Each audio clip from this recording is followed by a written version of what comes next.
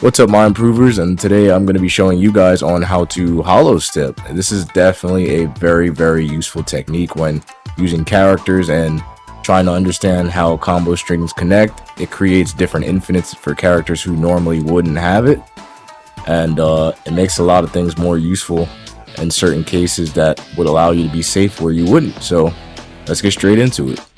So the first step you need to have is to, first of all, make sure you have a good controller. If your controller has stick drift, like crazy stick drift, or a lot of messed up, if your controller has a lot of stick drift or is just kind of messed up, you want to make sure you're using the absolute best controller that you have at your disposal. And if you have what you have, then you can try it either way. First, jump in place. I know this sounds like you're a lunatic, but go in training mode and just jump in place for a little bit. Get a hang of the animation, the timing. Once you do that, then you're going to want to start jumping sideways. Now make sure you guys aren't holding the X button. You don't want to do that because then you're going to get the side dash animation. You want to make sure you're just moving your analog to the left or right and just pressing it. Just tap it. Just tap the X button and you'll get this little flip animation. Every character has it. You'll just get the little. Once you get the timing of that down, here comes the more difficult part, which is getting a sense of how much you need to flick your analog so that you don't jump so far that you're moving like this, but you're so moving just enough so it's like this.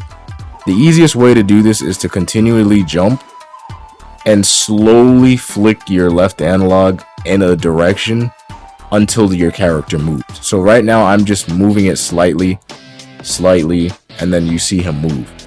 Just do it just enough until he moves. Once you have that down, you switch to a character and you can begin practicing. So for this example, I'll go ahead and use Madara. The first characters that I'll tell you guys to practice with are characters with crumbles.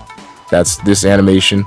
Makes it so much easier, and then you can practice with characters without them and get used to how it works. So go ahead and get your crumble and then master moving your analog stick in the character's direction so that he does that.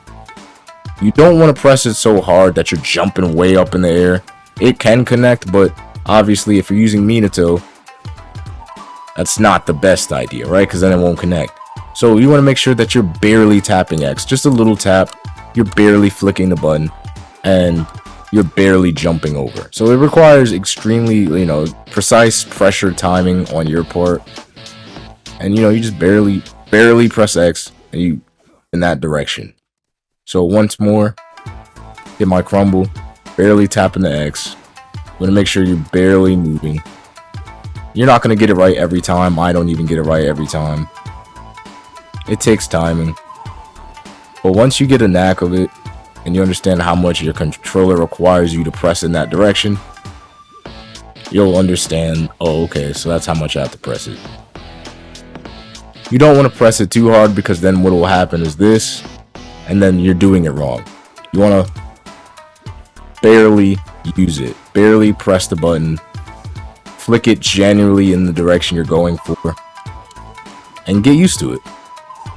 It's gonna take a bit of time. You guys aren't gonna get on the first go, but that's how you do it. Just barely flick your analog, barely tap the X button mid combo. Once you master that, then you can move on to the characters that it's important for it. The purest example being Minato.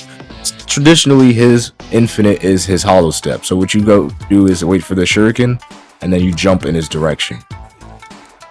You'll know you're doing it wrong if you do this instead.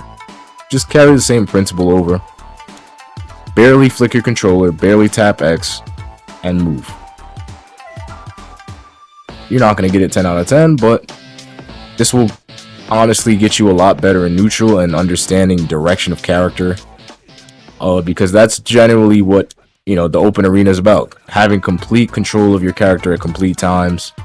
This allows you to be faster, more accurate, mix up different combos, and it just looks way more stylish than just smashing your brains out and then landing a combo. Nothing wrong with that, of course, but hey, you want to extend that optimization? Learn those hollows, man. But that's basically it. If you guys have any questions on how to do this better or any tips or guides, definitely let me know. I hope I was able to teach you guys properly, and I'll see you on the next guide. Laters.